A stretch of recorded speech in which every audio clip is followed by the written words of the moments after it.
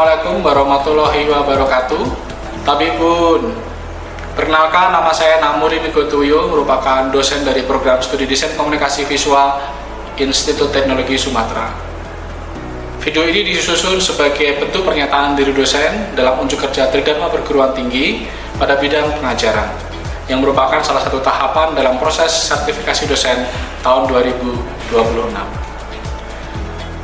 Pada kesempatan ini saya akan menjelaskan mata kuliah yang saya ampu dengan nama mata kuliah Desain Komunikasi Visual atau DKV1 dengan kode mata kuliah DV25-21006 dengan CPL 7, yakni mengaplikasikan dan memproyeksikan elemen, prinsip, dan unsur desain yang sesuai dengan perancangan karya. Dengan CPMK 7.2 yaitu mampu menggunakan prinsip komposisi visual, prinsip desain dan produksi karya visual dengan jumlah SKS 4. Pada mata kuliah ini menggunakan pendekatan pembelajaran PJBL atau Project Based Learning, yakni model pembelajaran berbasis proyek di mana mahasiswa secara aktif memecahkan masalah nyata melalui perancangan dan penyelesaian proyek yang bermakna. Nantinya mata kuliah akan ditempuh dalam 16 pertemuan dengan 14 pertemuan tatap muka, di mana satu pertemuan kami akan menjelaskan terkait dengan kontra perkuliahan dan pengantar visual identity. Lalu pertemuan kedua yaitu icon, di mana mahasiswa akan belajar tentang konsep dan penjelasan terkait dengan konsep icon. Lalu pada pertemuan ketiga mereka akan belajar terkait dengan studi dan bagaimana mengaplikasikan konsep-konsep tersebut. Lalu pertemuan keempat mereka akan belajar terkait dengan simbol, bagaimana menjelaskan tentang konsep dan bagian-bagian dari simbol sebagai bagian dari identitas visual. Lalu simbol sebagai studi dan aplikasi. Lalu poin ke-6 adalah pertemuan ke-6 adalah jenis-jenis dan bentuk logo seperti logogram, logo type, ambigram, anagram, prinsip gestal dan seterusnya.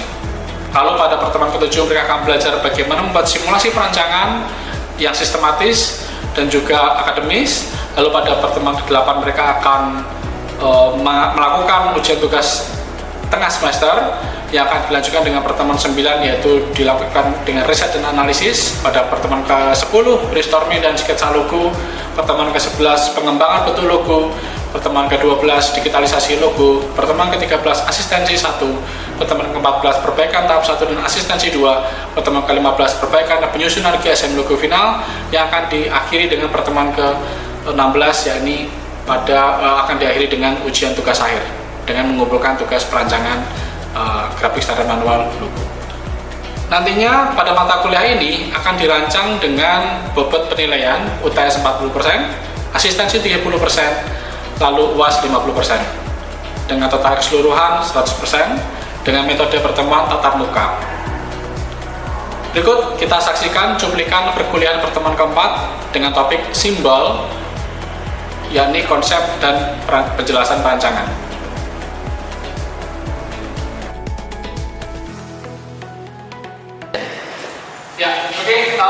Selamat siang semuanya. Terima kasih sudah mau datang tepat waktu hari ini. Jadi kita akan melanjutkan perkuliahan ya, dari pertemuan sebelumnya. Kita masuk ke pertemuan keempat. Kalau pertemuan kemarin kita sudah membahas tentang icon, konsep-konsep icon gitu ya, dan bagaimana mekanisme perancangannya. Jadi kita akan membahas lebih jauh terkait dengan simbol, karena ini merupakan bagian dari konsep identitas visual yang ada di DKV1. Oke. Sebelum kita mulai, silakan absen dulu, boleh? Saya beri waktu setengah menit nih untuk absen. Ada kendala untuk absen? Masuk ke sistem? Aman? Oke. Sudah semua ya? Sudah. Oke, kita akan lanjutkan. Ya, sebelum kita masuk di materi hari ini tentang simbol, mungkin saya perlu ya untuk mereview terkait dengan materi yang sudah kita pelajari di bukan sebelumnya. Kita baru sebelumnya sudah membahas tentang icon ya sebagai bagian dari pengendalian visual. Mungkin ada yang ingin memberikan pandangan, tanggapan ataupun terkait dengan pemahaman yang kalian terima terkait pertemuan sebelumnya terkait dengan icon, silakan. Oke, Kesia, boleh? Dimas dulu boleh? Silakan. Jadi untuk icon ini, jadi saya tahu itu sebuah bentuk yang disederhanakan untuk mewakili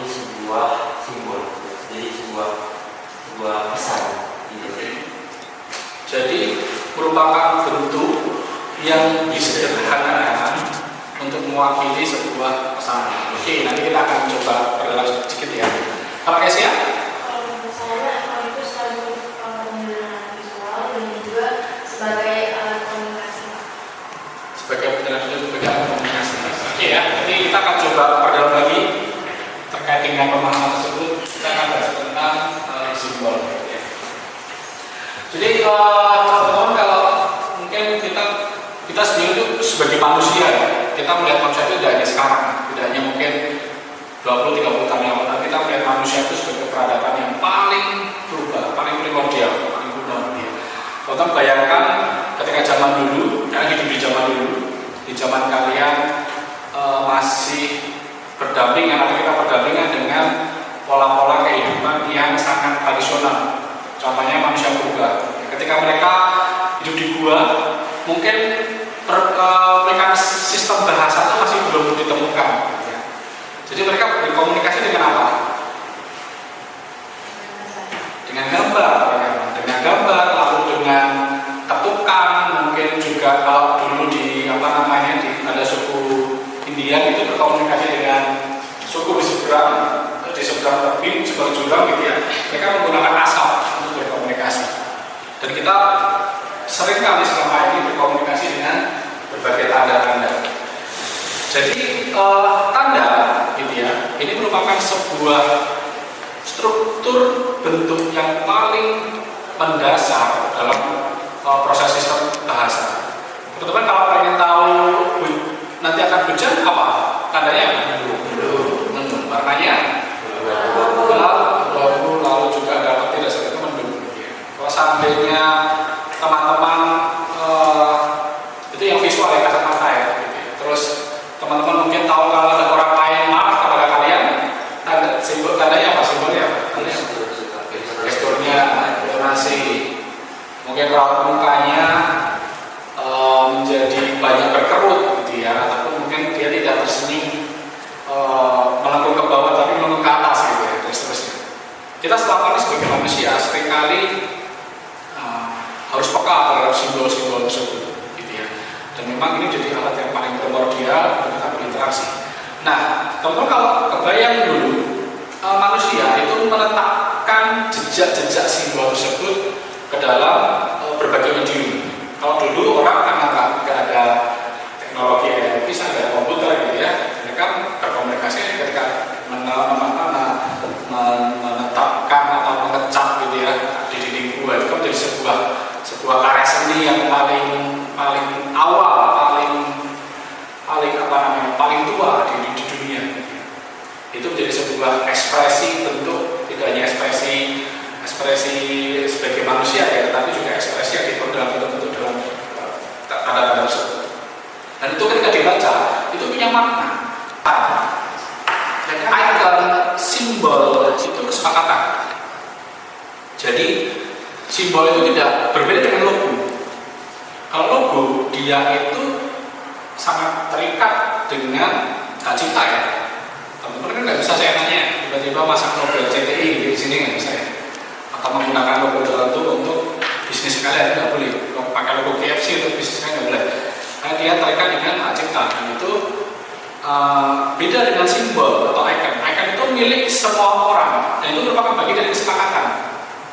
Contoh apa? Contoh kayak simbol dari agama. Ya dia kan kesepakatan dari agama. Dan itu memang ada transformasi ya. Proses pembentukan simbol itu ada transformasi, tidak yang serta-merta dia bisa langsung disepakati bersama gitu enggak. Biasanya kan dia berada dari komunitas yang kecil lalu berkembang menjadi komunitas yang lebih besar dan kompleks. Contohnya kayak agama Nasrani sebenarnya, salib gitu. Kenapa sih kok salib? Awalnya kan bentuk simbol salib itu kan berangkat dari bentuk sistem hukuman yang paling rendah di masa Romawi. Jadi dan saat itu dihubungkan dengan pola atau sistem perkembangan sejarah Kristenan itu.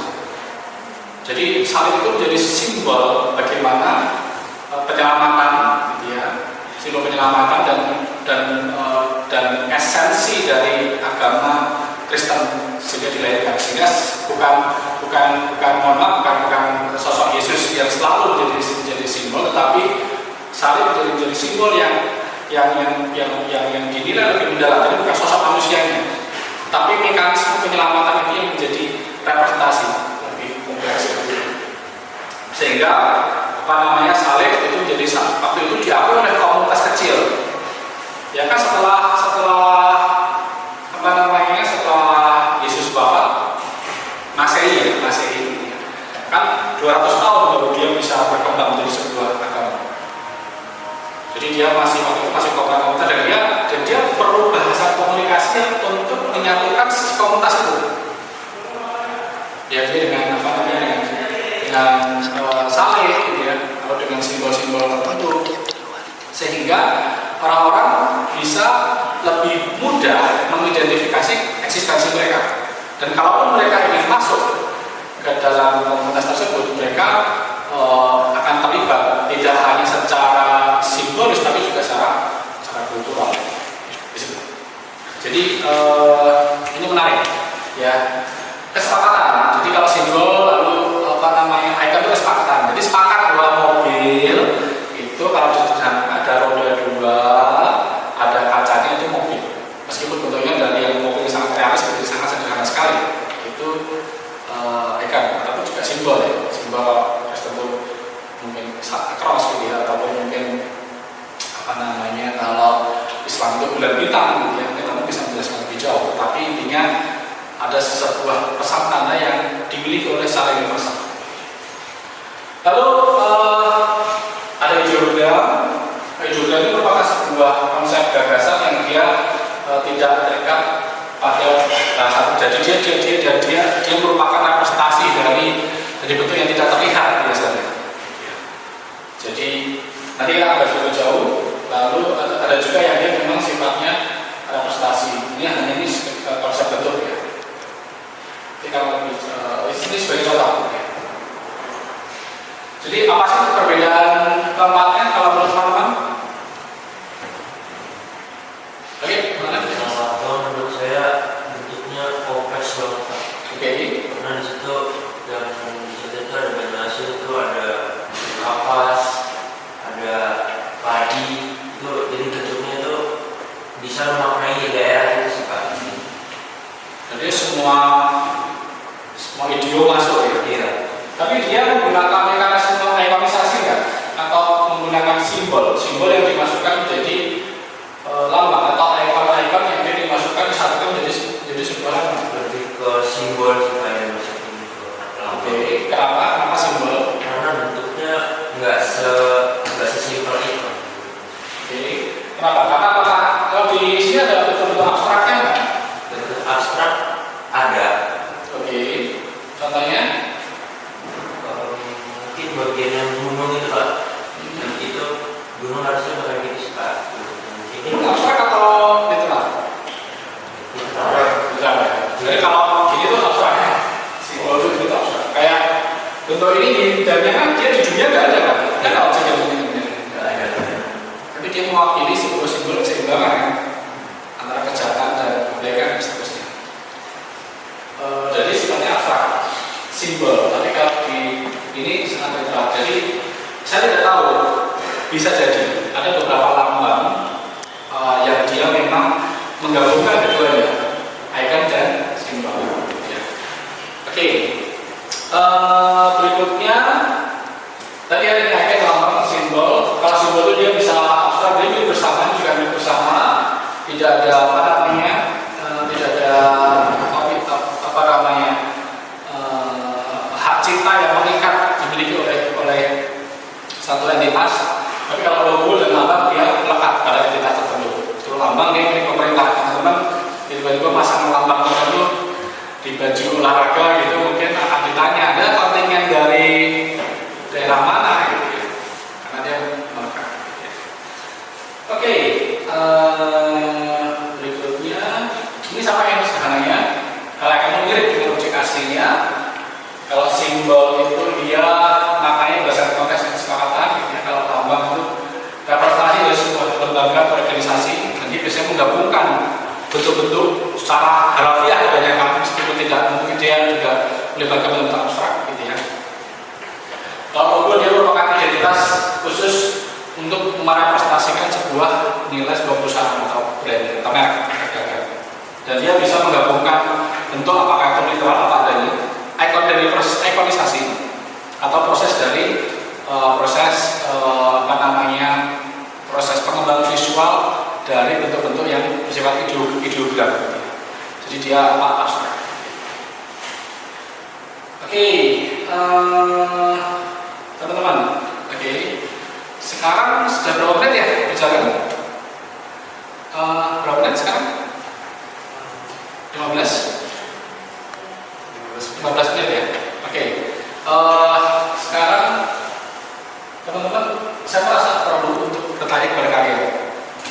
Ini bentuk dari simbol. Apa namanya dari pembentukan simbol? Menurut kalian ini simbol apa sih? Hati. Saya pernah kalian di angkatan sebelumnya. Tidak semua bisa menjawab dengan baik, tapi mungkin di angkatan kalian bisa, gitu ya. Hati ini kan bentuknya sangat indah ya, sangat simetris dan seterusnya. Tetapi kalau kita lihat bentuk aslinya, namanya kurang begitu tidak seindah seperti yang selama ini kita paparkan. Teman-teman, saya bertanya sebagai seorang desainer, bagaimana seorang perancang atau masyarakat itu bisa mentransformasikan dari bentuk hati seperti ini? Ini hati itu representasi apa sih? Cinta. Cinta itu apa? Perasaan. Ya. Bagian ya, kasih sayang, apa lagi? Berbunga-bunga, apa lagi? Jatuh cinta, jadi perasaan ada relasi antara kita dengan orang lain, entah itu lawan jenis, orang tua dan seterusnya. Tapi cinta. Berarti ini merupakan sebuah perasaan yang sifatnya membangun ya, konstruktif ya. Kenapa kok dia simbolnya adalah hati atau jantung? Jantung hati atau kamu hatiku? Hati tentunya gini atau gimana? Hati atau jantung sih sebenarnya? Jantung. Oke. Kenapa kok bukan hati dan kenapa kok jantung? Kenapa? Mungkin karena kalau kita merasakan perasaan yang tadi disebutkan nama yang lain kayak kasih sayang, terus juga cinta segala macam itu rasanya deg-degannya tidak ada jantung, tidak ada hati gitu. Jadi itu yang membuat orang merasa bahwa perasaan kognitif itu bukan kognitif, perasaan afektif itu perasaan psikologis yang dirasakan ketika kita memiliki perasaan emosi positif ya. Nah, kita jatuh cinta, suka ketika lihat gebetan kalian gitu ya, atau lihat orang kalian suka itu dekam gitu ya, itu dari jantung ya, bukan di hati ya. Jantung, sehingga itulah kenapa bagian itu ya akhirnya menjadi simbol yang merepresentasikan hubungan positif atau perasaan psikologis manusia. Oke, sehingga dia akan disederhanakan menjadi sebuah simbol. Mungkin saya perlu mendengarkan dua pendapat ya terkait dengan berkeligarian terkait dengan simbol. Mungkin Mas siapa? Hanif atau Farel? Atau Tasya? Atau Dwi? Karena boleh silakan. Izin bertanya Pak, kenapa manusia itu lebih cenderung menangkap suatu gambar yang simpel kayak ikan? Kenapa dia nggak susah untuk mengartikan suatu simbol yang sulit Pak? Itu saya agak bingung tanya, kenapa itu bisa terjadi pada manusia? Oke, terima kasih Pak. Saya akan memberikan sedikit pemahaman saya, tapi nanti perlu dikonfirmasi. Kalau ini jawabannya sangat ilmiah ya, gitu. Pasti ada penjelasan medisnya. Tetapi memang manusia kan kita selama ini terbiasa untuk belajar. Kita selama ini terbiasa untuk menangkap sebuah objek itu secara tidak bisa acak ya.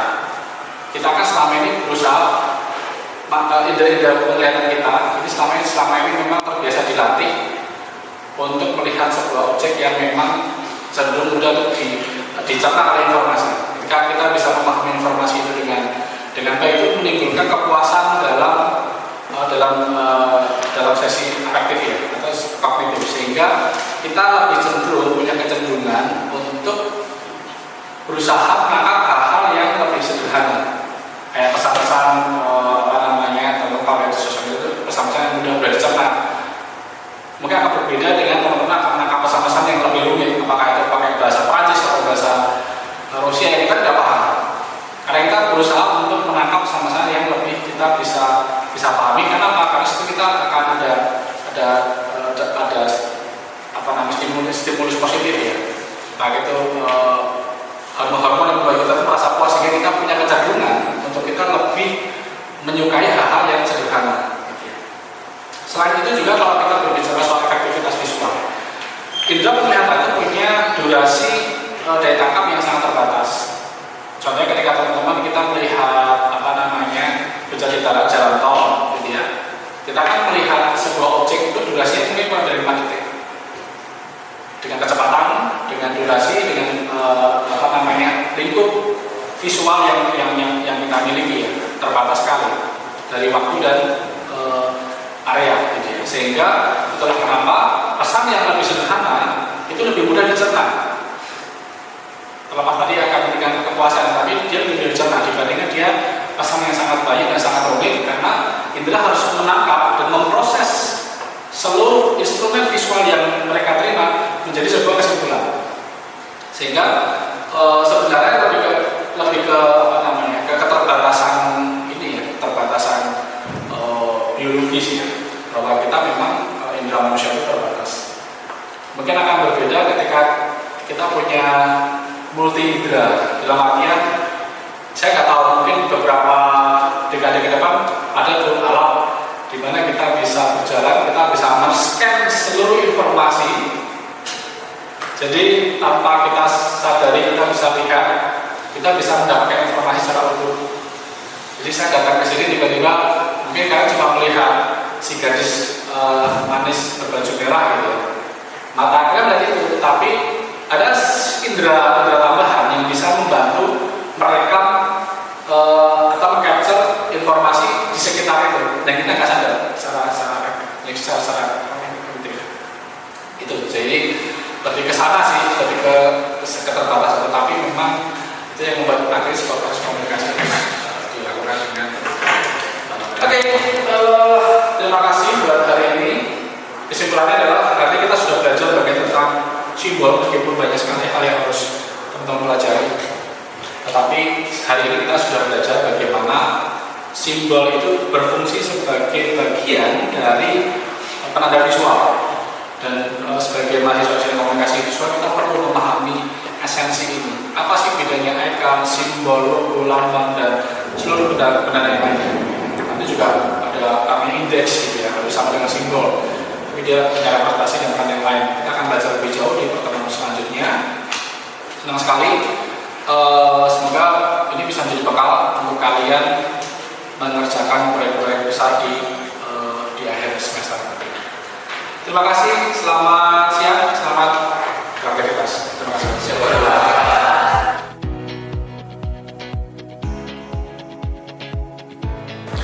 Berbagai rangkaian rencana dan cuplikan proses pembelajaran pada mata kuliah di KV1 tersebut disusun secara terstruktur sebagai bentuk komitmen pembelajaran dan pengajaran dalam mendukung pencapaian CPL 7 serta CPMK 7.2.